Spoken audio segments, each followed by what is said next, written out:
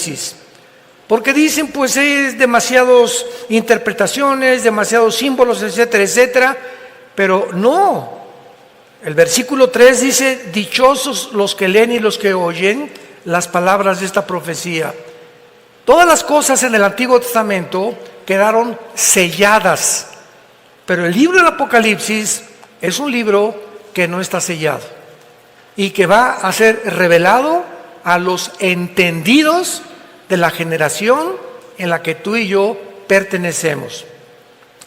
Antes de abordar algunos temas aquí importantes, vayamos rápidamente al libro de Daniel, capítulo 12, porque el libro del Apocalipsis no puede ser comprendido sin antes estudiar Daniel, porque Daniel puso los cimientos y el apóstol Juan, que escribió Apocalipsis, construyó sobre lo que Daniel recibió en sus visiones. Y veamos esta revelación tan preciosa en el libro de Daniel, que escribió 600 años antes del apóstol Juan, o hace 2600 años. Dice el versículo 4, le dice un ángel a Daniel: pero tú, Daniel, cierra las palabras y sella el libro. O sea, prohibido leer lo que te voy a decir hasta los tiempos finales. Sella el libro hasta el tiempo del fin, que es el tiempo en que tú y yo estamos viviendo. Muchos correrán de aquí para allá y la ciencia aumentará. Versículo 9. Él respondió: anda, Daniel, estas palabras están selladas. ¿Hasta cuándo? Hasta el tiempo del fin. Muchos serán limpios, emblanquecidos, purificados. Los impíos irán de mal en peor, o sea, procederán impíamente, y ninguno de los impíos entenderá. Pero los entendidos comprenderán. Se necesita entendimiento para comprender las cosas espirituales. Entonces, el libro del Apocalipsis no es un libro para la gente del pueblo común y corriente. Tú puedes tener 5 premios Nobel y ser maestro en ciencias políticas, doctor en filosofía y letras y graduado en Oxford o en Harvard, y vienes a la Biblia y te estrellas contra la mente de Dios. Porque la mente humana tiene un límite, y los que quieren atravesar ese límite y tratar de comprender más allá de ese límite, se vuelven locos. Así tan sencillo. Y así tenemos Carlos Marx, tenemos a el padre de la psicología, ¿verdad?, a Freud, tenemos a Friedrich Nietzsche, el padre del ateísmo del siglo pasado. Nietzsche influyó en Hitler, en Lenin, en Mussolini, en Stalin y en todos a Mao, y todos los dictadores del siglo pasado fueron influenciados por Carlos Darwin y por Friedrich Nietzsche. ¿Cómo acabó el padre del ateísmo? Loco, en un manicomio, y se volvió homosexual antes de morir.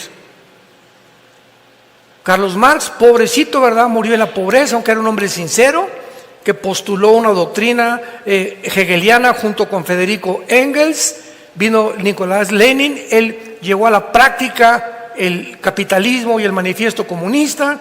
Después lo absorbió Lenin, y después lo absorbió, José Stalin, y después vino la Segunda Guerra Mundial con Mussolini, el loco, Hitler, otro psicópata, y todos estos hombres quisieron ser guiados por supuestas guías espirituales, como decía Hitler, que lo guiaba un espíritu, y murieron, ¿verdad?, del lado más desastroso y terrorífico que nos podamos nosotros imaginar. Y rápidamente, finalmente, veamos en 1 Corintios capítulo 2. Estos versículos nos dan un cimiento para que ustedes entiendan lo que les estoy tratando de comunicar. 1 Corintios 2, versículo 6. Dice Pablo: sin embargo, hablamos sabiduría entre los que han alcanzado, ¿qué cosa? Un cristiano no maduro es un cristiano que todavía no entiende Apocalipsis, ni Daniel, ni Ezequiel, ni Zacarías, ni Malaquías. Y tiene 5 o 10 años el cristiano y no sale de Juan 3:16. Se llama la leche. Ahora, ¿por qué una persona cristiana que tiene 5, 8, 10 años en Cristo no entiende las cosas profundas de la mente de Dios? Por la falta del estudio diligente y su falta de relación diaria en comunión con la Biblia y con el Señor Jesucristo. La vida cristiana no puedes depender, leer la Biblia hoy y pasa miércoles, jueves, viernes, sábado y la Biblia ni la tocas. Y ya tomaste decisiones el miércoles y el jueves con tus hijos, en tu casa, en tu escuela, en tu bufete de abogados, en tu consultorio médico, sin tener en cuenta la Biblia. ¿Qué significa esto? Que en esos 3 días le dijiste a Dios, no te necesito en estos 3 días, yo tengo la sabiduría para saber qué aconsejarle a mi hijo, qué decisiones tomar, y es lo que se llama la soberbia espiritual. Perdemos nuestra dependencia de Dios alejándonos de la Biblia, creyendo que somos autosuficientes y capaces de resolver problemas que van más allá de nuestra capacidad para poder resolverlos. Soberbia intelectual. Hablamos sabiduría entre los que han alcanzado la madurez. Versículo 10, pero Dios nos las reveló a nosotros por el Espíritu, porque el Espíritu todo lo escudriña o todo lo investiga, aún lo profundo de Dios. A ver, hay un solo Espíritu en el universo.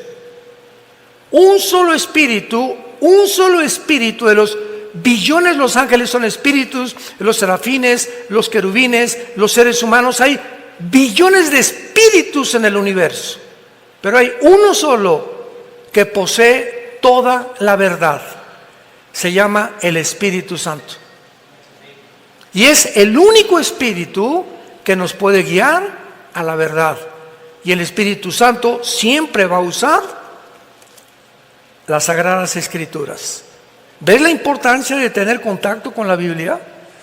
Porque te desligas de la Biblia, la dejas de leer, la dejas de estudiar, no te disipulas, pierdes el camino así.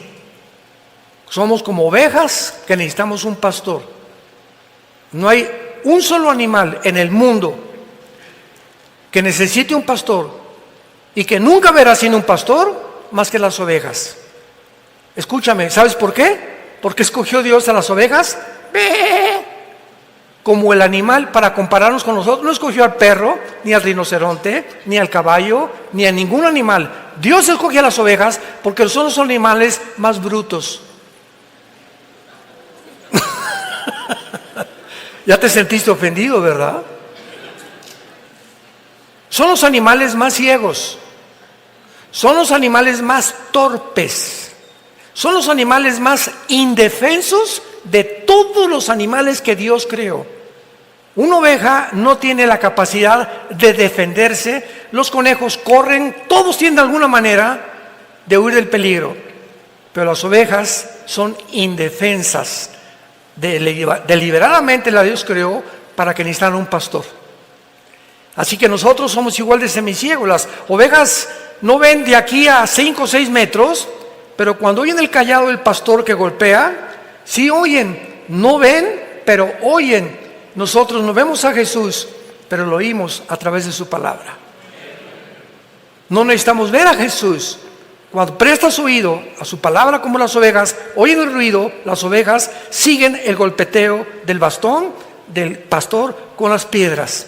A una oveja la metes a un barril en reversa y ahí está. Y en lugar de que se eche en reversa o que salga, ahí se queda la bruta. Son tan indefensas que ni siquiera pueden recurrir a salir o meterse, igual que los seres humanos. Tengo un problema, voy al psicólogo, la doctora Corazón, Walter Mercado, los astrólogos, espiritismo, un chamán, un brujo. Somos tan tontos de creer que hay alguien en el mundo que nos puede ayudar, menos Dios. Así de tercos somos los seres humanos. Ahora entiendes por qué solo el Espíritu que conoce las cosas profundas de Dios es el que te puede guiar a la verdad. Y finalmente dice el versículo 14, 1 Corintios 2, el hombre natural, o sea, el que no tiene al Espíritu Santo, no percibe las cosas que son del Espíritu de Dios, porque para él son locura. ¿Por qué qué? Porque no las puede entender, porque se han de discernir espiritualmente. Viene un niño, Alberto Einstein, en este caso soy yo. Mr. Einstein, ¿qué significa la fórmula E igual a mc al cuadrado? Chamaco menso, 6 años de edad. ¿Tú quieres, Pepito, que yo te explique que la energía es igual a la masa por la velocidad de la luz al cuadrado? ¿Qué dijo? Eso es lo que es la fórmula de la relatividad, la que completamente transformó en 1943 la física, y se incluyó la ley de la relatividad como la cuarta dimensión. Pero Pepito, mira, por más que te explique lo de la velocidad, lo de la energía sobre la masa por la velocidad de la luz al cuadrado, etcétera, no lo vas a entender. ¿Por qué? Porque tu cerebrito no está desarrollado. Entonces tienes que aprender la A, la B, la C, la D, y conforme vayas creciendo, aritmética, matemáticas, raíz cuadrada, cálculo diferencial, cálculo cuántico, etcétera, etcétera. Cuando crezcas, entenderás las cosas que no entendías cuando eras niño. Así es la vida espiritual. Hay muchos en la iglesia que son niños. Y vienen a la Biblia y por más que la leen, no entienden muchas cosas que ya deberías entender. Porque no las entiendes, porque no te gusta estudiar la Biblia diligentemente. Bueno, pues vamos al Apocalipsis y veamos claramente, después de haber examinado la clave, que el Apocalipsis es un libro de las cosas que sucedieron en el tiempo de Juan, en el tiempo de la iglesia, que es la que vivimos, y todas las cosas futuras que van a suceder en el tiempo en que tú y yo estamos viviendo. En el capítulo 6 del Apocalipsis se inicia, después de la iglesia que ha sido arrebatada al cielo, el derramamiento de los sellos de Dios. Vean esto, antiguamente, voy a tomar una hoja más simple, una hoja. Antiguamente no había o no se escribía como se escribe actualmente. En el capítulo 5 del Apocalipsis se describe a Dios con un rollo. Y de repente un ángel proclama en el universo, ¿quién es digno? Y un rollo sellado con un sello, 2, 3, 4, 5, 6, 7 sellos. Antiguamente, si yo le quería mandar un mensaje a mi patrón o a mi compadre o a alguna persona, le ponía una cera y en el anillo personal de mi familia lo ponía así, que sellaba, y cuando recibía la persona, mi destinatario, el rollo, sabía que venía de mí y que no era una falsificación.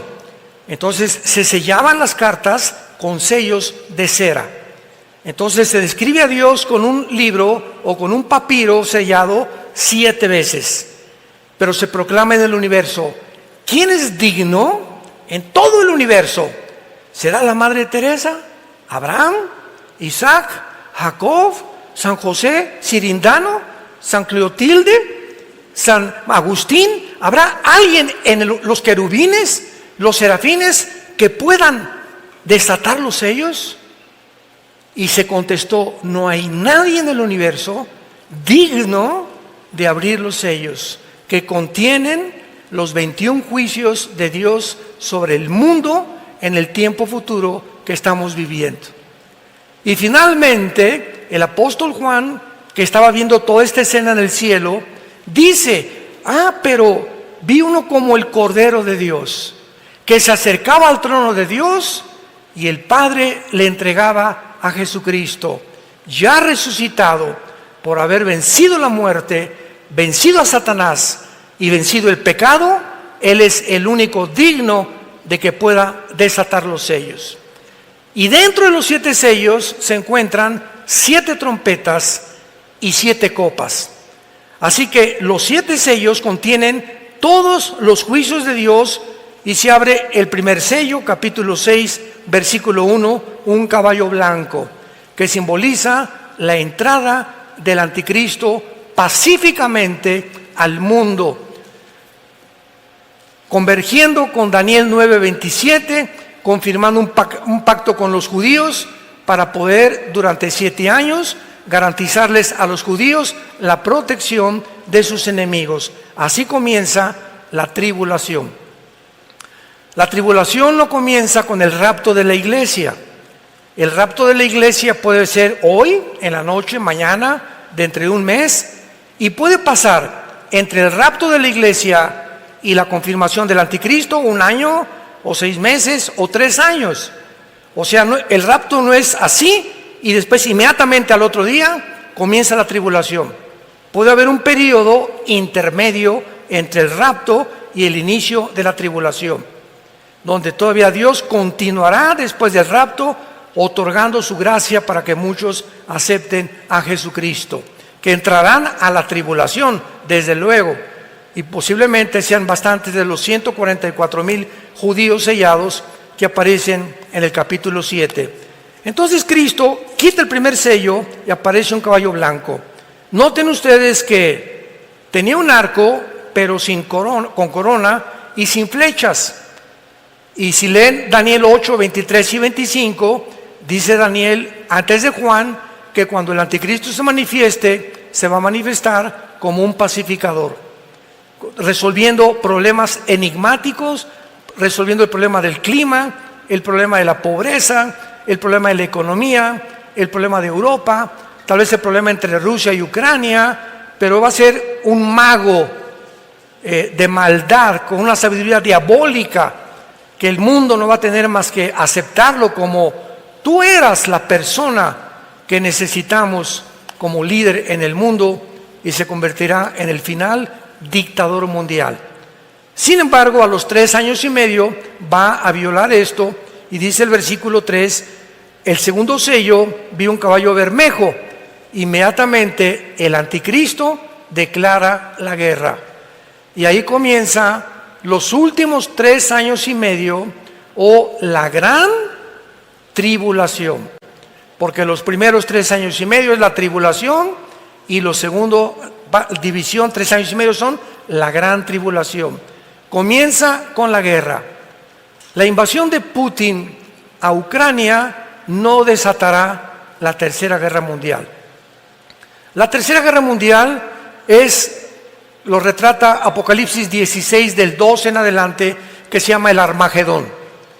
Cuando los reyes del Oriente, Siria, Irak, tal vez Rusia, Corea del Norte, la India van a formar parte de esta coalición, van a atravesar el río Éufrates, que por cierto ya se está secando, para dirigirse a Israel, al Valle del Megido. Ahora que muchos nos van a acompañar en junio a Israel, vamos a ver el Valle del Megido. Napoleón Bonaparte dijo cuando estuvo ahí, este lugar seguramente lo ocupará la Tercera Guerra Mundial. Es un valle inmenso, el Valle del Megido, que se llama en Joel 3 el Valle de Josafat. Entonces ahí va a ser la Tercera Guerra Mundial. Para que la Tercera Guerra Mundial se realice faltan 2 o 3 guerras más, que tal vez nosotros vayamos a ver.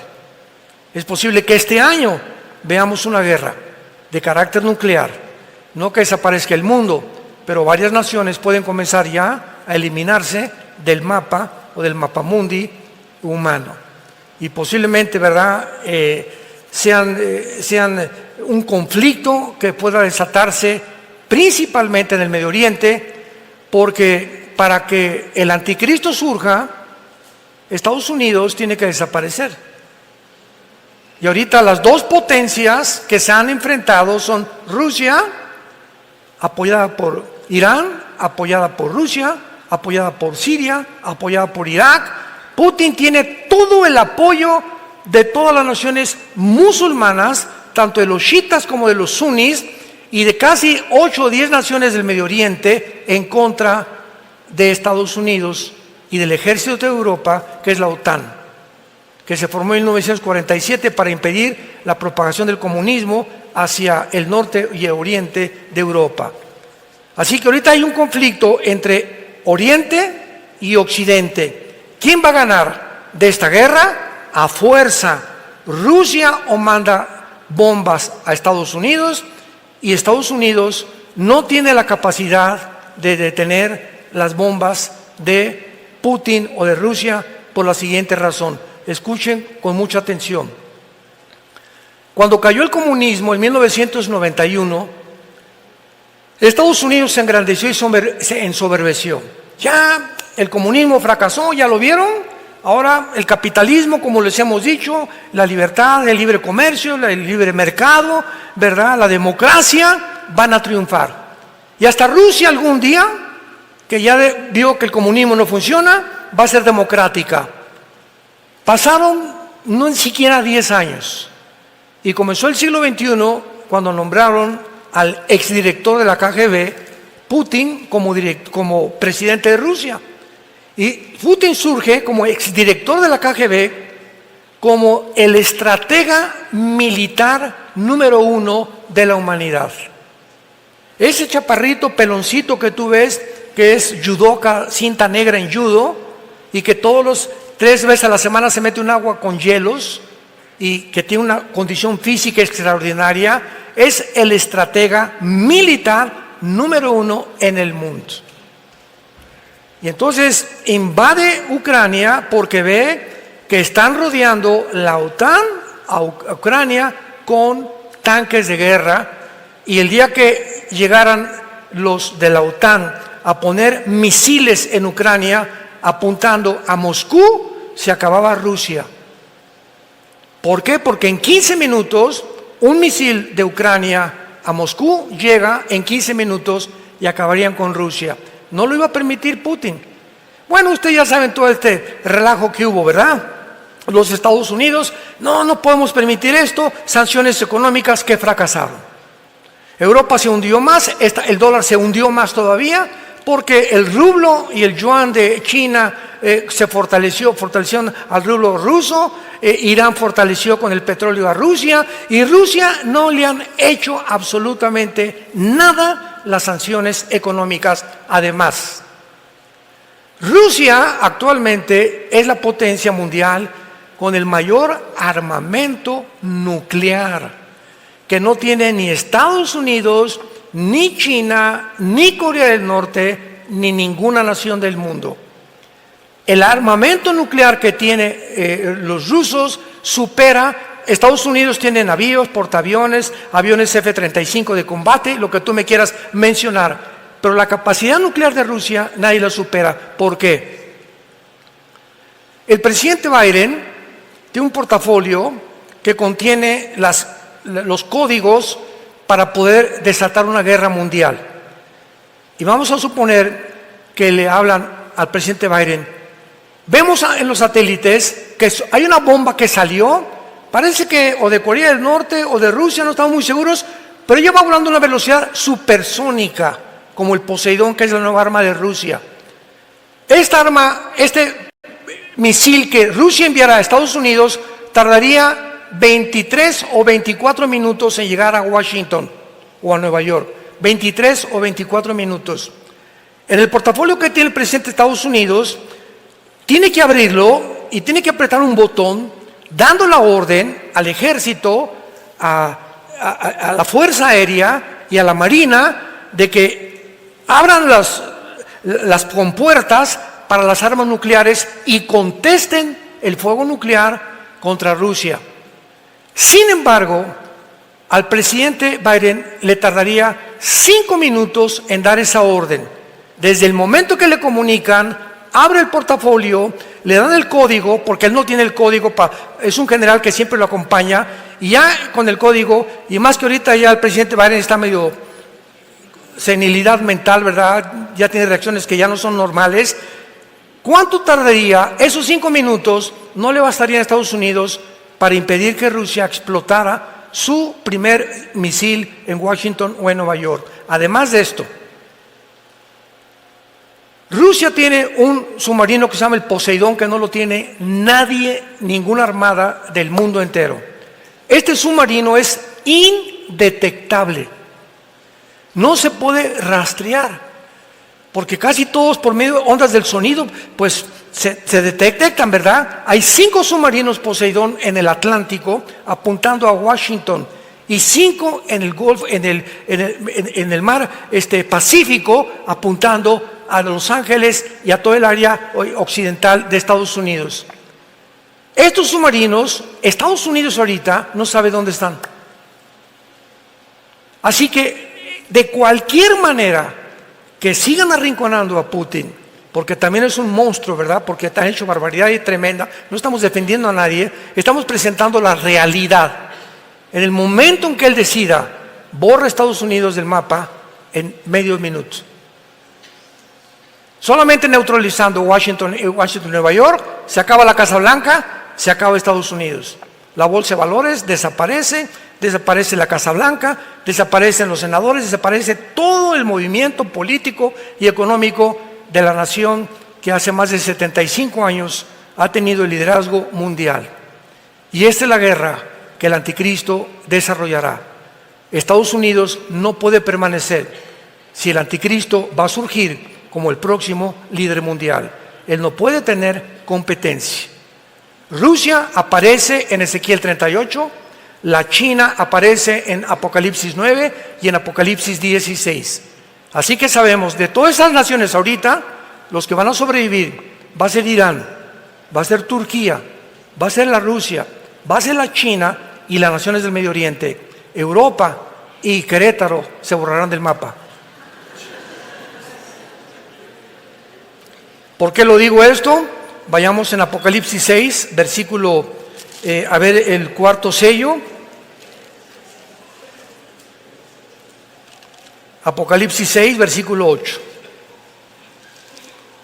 Veamos lo que hace 2600 años profetizó la Biblia. Y todo tiene una conceptualidad, un sentido común, una lógica tan grande. Cuando unimos las piezas de todo lo que está pasando, no hay ninguna pieza suelta, no hay coincidencias en la vida, todo forma parte de un plan perfectamente bien planificado, desarrollado, estratégicamente elaborado, que la Biblia se adelantó para revelárselo al pueblo de Dios, para que nosotros no estamos en tinieblas.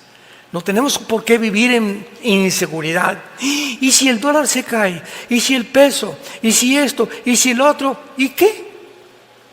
No te dejaré ni te desampararé, dice el Señor. ¿No se acuerdan del desierto? 2 millones de personas los mandé a un desierto, sin Oxxo, sin Walmart, sin Plaza Atenea, sin zapaterías, sin agua, sin ropa, sin sastres, sin costureras. Casi 40 años, Deuteronomio capítulo 8, y los afligí para probarlos y demostrarles que en medio de un mundo completamente como es el desierto, la vida de un desierto, donde puras lagartijas tienes todos los días para ver nada más, ni televisión ni nada, su vestido no envejeció, sus pies no se hincharon, porque yo soy Dios que los sostengo con la diestra de mi poder. ¿Por qué tenemos miedo, pueblo de Dios? Pase lo que pase. Si Él sostuvo tanta gente sin nada, ahora pase lo que pase en el mundo, Dios tiene más poder todavía, porque su Hijo resucitó entre los muertos y vive dentro de ti. Y nos dejó su libro para que pudiéramos aprender de este libro las maravillas que nos esperan en este mundo después que todo desaparezca. Dice Apocalipsis 6, versículo 8, miré un caballo amarillo, léanlo con mucha atención, y el que lo montaba tenía por nombre Muerte, y el Hades, o sea, el infierno, le seguía. Y le fue dada potestad sobre, ¿cuántos? La cuarta parte de la tierra para matar con espada, o sea, con guerra, con hambre, que es el resultado de las guerras, con mortandad, que son pestes, y con las fieras de la tierra, que se vienen de la selva a las ciudades por falta de comida, acabar con los moribundos y con los muertos. ¿Cuántos habitantes hay en el mundo ahorita? 8,000 millones. Le quitamos la cuarta parte, ¿cuántos son? 2,000 millones. Estamos comenzando apenas. Las primeras guerras morirán 2,000 millones de personas. ¿Tienes idea de cuál es esto? Para que tengas una ligera idea, desde Alaska hasta la Patagonia en Argentina, todo el continente americano, Canadá, Estados Unidos, México, Panamá, Guatemala, hasta la Patagonia, habemos 1,100 millones de seres humanos. Aquí está diciendo que al principio morirán 2 continentes enteros, iguales al continente americano de personas. Y como en la Biblia no aparece Estados Unidos, ni Querétaro, ni México, ni ninguna nación, solamente encuentras en la Biblia, al final de los tiempos, naciones del norte de África y del Medio Oriente, y algunas de Asia Central, nada más. Lo que nos da a entender que después de que caiga Estados Unidos, desaparecerá todo el continente americano, tú y yo. Pero ya no vamos a estar aquí nosotros. Así que adiós, ya nos vemos al ratito, Adiós mundo cruel, ya nunca te veré, como dice la canción. Ahora, esto es muy importante porque dice el versículo que en el 5º sello, versículo 9, Juan vio con sus ojos, él estaba en el cielo. ¿Con qué ojos vio? Cuando Juan fue llevado al cielo para escribir el Apocalipsis y ver lo que pasaba en el mundo, la carne y la sangre, dice la Biblia, no pueden heredar el reino de Dios, porque con nuestro cuerpo la dimensión del cielo es otra dimensión que no está diseñada para que respiremos, ni vivamos, ni comamos allá como aquí en la tierra. Aquí de la atmósfera para abajo hay una capa de ozono y de aire compuesta por 93% de nitrógeno, oxígeno y algunos gases. Ahorita respiro y gracias a este aire, y qué bueno que no traigo pañal, ni bozal en la boca, este aire que respiro es el que le da vida a mis neuronas del cerebro. Y el momento que dejo de respirar, se me baja mi sistema inmune, afecto mis neuronas, que son irreversibles, el daño para siempre. Yo no me quiero meter en eso. El que tenga entendimiento, que entienda lo que les quiero decir. Pero es increíble que podamos nosotros ver que allá Juan en el cielo ve con otros ojos, que son los ojos espirituales. Los oídos de Juan no eran físicos, eran espirituales. ¿Qué les quiero decir? Que cuando Juan estuvo en el cielo, vio a los muertos. Versículo 9. Vi bajo el altar las almas de los que habían sido muertos por la palabra de Dios y por el testimonio, o sea, los mártires. Cuando morimos, no hay reencarnación, no hay purgatorio, no hay limbo, inventos de los seres humanos y de las religiones. Tú te mueres hoy en la noche y acabó para toda la eternidad tu futuro, y serás condenado o vivirás con Jesús en el cielo. No hay lugares intermedios, no hay tiempo de arrepentirte ya, ni de pedir perdón. Se acabó el tiempo de la gracia. De Dios nadie puede ser burlado. Por eso cuando oigas su voz, no te endurezcas. Hoy es esta tarde, a muchos Dios le está hablando para que se arrepientan de sus vidas y vengan a la cruz. Antes que salgas por esa puerta, Dios no lo quiera, que hoy mismo te mueras, o mañana, o pasado, y por tu endurecimiento te condenes eternamente en el infierno. ¿Qué les quiero decir con esto? Que al morir la conciencia no se pierde. No hay tal cosa como que cuando dicen que duermen los muertos, duerme el cuerpo. Pero cuando te mueres, se sale tu espíritu, se sale tu alma, tu cuerpo lo pueden cremar, no importa que lo cremen, de todas maneras los gusanos se lo van a comer, o echan el polvo en la tierra o en el mar, si te entierran tampoco importa. Por eso el cristiano nunca va al Día de Muertos a llevarle mole ni flores al muertito. ¿Se acuerdan del chiste de la India María? El Día de Muertos, llegó la señora Pompidou con su ramo de flores y vio a la India María en el cementerio. India bruta, ¿cuándo crees que se va a comer el mole tu muertito? Y le contestó la India María, ¿cuándo venga el suyo por las flores? Qué absurdo, ¿no? Ya sea que mole o comida o flores, llevarles a los muertos, no hay nada ahí. Están completamente, un cristiano jamás regresa al cementerio. Creemos que no hay nada ahí. Ya están en el cielo condenados tus parientes o tus amistades. Nada, o sea, es paganismo. Y cuando morimos, sigue siendo Jorge, sigue siendo Carmelita, sigo siendo Armando. Vamos a mantener la conciencia de lo que éramos, tanto en el infierno como en el cielo. Miren lo que dice el versículo 10. Estos muertos estaban platicando con Dios, o sea, había un cuerpo temporal. ¿Con qué? Con cuerdas vocales, porque las cuerdas vocales de Luciano Pavarotti cuando murió, se quedaron y lo enterraron. Cuando murió tu abuelito y tu tío, su cerebro se lo comieron los gusanos. Entonces el pensamiento no está en el cerebro, la memoria no está en el cerebro, está en otra dimensión que se llama la dimensión del espíritu, porque seguimos manteniendo la conciencia de quienes éramos y tenemos nuevas cuerdas vocales, nuevos ojos adaptados para la otra dimensión, pero seguimos siendo nosotros, pero con otro cuerpo. Estaban platicando con Dios y le decían a Dios, ¿hasta cuándo, Señor Santo y verdadero, no juzgas y venga nuestra sangre en los que moran en la tierra? Y se les dieron vestiduras blancas y se les dijo que descansaran un tiempo hasta que se completara el número de los muertos que iban a morir como ellos también. Vemos aquí rápidamente en los sellos al anticristo, vemos la cuarta parte de la humanidad, es el inicio de la tribulación, que todavía no estamos en la tribulación, gracias a Dios.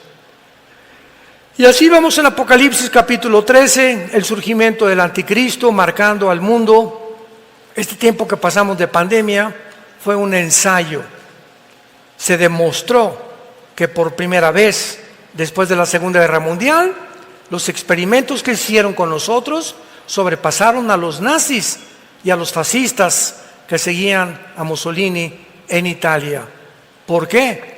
Porque el experimento con nosotros jamás se había hecho con los niños. Desde los nazis, que Mengele, el doctor de Hitler, abría a las mujeres y les querían poner ojos verdes a los que tienen ojos negros y querían mezclar el ADN con otras cosas, y fracasó el nazismo, gracias a Dios, pero querían crear una raza superior, y es lo que actualmente en el mundo se llama transhumanismo. Están tratando de crear una raza superior, porque si somos amibas y venimos de la evolución, ahora tenemos la tecnología y la genética para poder crear un ser humano que ya debemos evolucionar. Y ahora, como decía Elon Musk, el dueño del proyecto X y del Tesla, etcétera, etcétera, vamos a inventar un chip, meterlo intravenoso que llegue al cerebro y subir los pensamientos a una nube. y de la nube poder controlar a través de una computadora y del chip el cerebro de una persona, porque si quieres aprender japonés en 3 horas, en lugar de 3 o 4 años, lo puedes hacer. Si ya no quieres tener ira, envidia, celos, etcétera, etcétera, el chip va a comenzar a abordar ciertas áreas de tu cerebro para poder crear un superhombre y que ya no hay maldad en el mundo. Esto no es ciencia, esto es ciencia ficción. Yo le llamo marihuanadas. Estos son los científicos del siglo XXI, lo creen y lo están haciendo. Googléalo. Foro Económico Mundial, Klaus Schwab, el presidente, ve lo que dicen. Y son los que están manejando el protocolo del mundo actualmente. Ya llegaron a ensoberbecerse a tal grado que creer que somos dioses. Y que ¿quién puede competir con Dios? Crear un ser humano superior al que Dios creó por medio de la tecnología y la genética. Y así el anticristo va a marcar a millones de personas con el 666. Vendrá, ¿verdad?, en la segunda venida después de la tribulación Jesucristo con nosotros. En el rapto nos vamos. Pasan 7 años de tribulación.